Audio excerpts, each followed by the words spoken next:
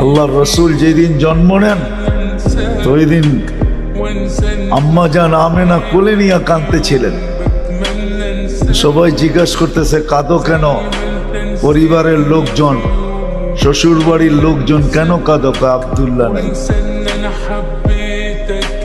কেন? আব্দুল্লাহ থাকলে এতক্ষণে খেলনা চলে আসতো। আল্লাহ যেন কানে কানে বলতেছিলেন আমেনা কাঁদিস না, আব্দুল্লাহ খেলনা আনলে আর কোত্থেকে আনবে?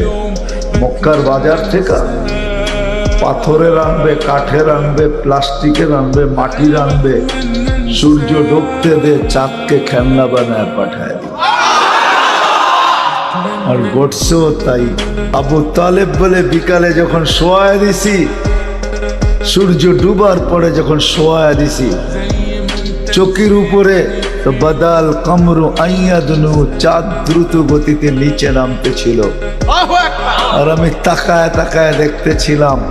যখন একবারে নিকটে চলে আসছে তো চিৎকার দিয়া ফেলছি, ভাবতেছিলাম তোমার উপরে পড়া না যায়, কিন্তু তোমার মাথার কাছে এসে থেমে গেছে।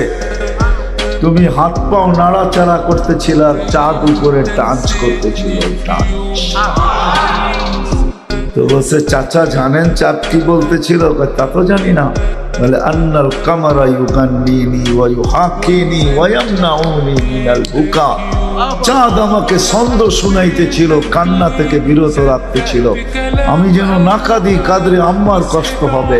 আল্লাহ চাঁদকে আমার সাথে খেলার জন্য খেলনা বানায় পাঠায়।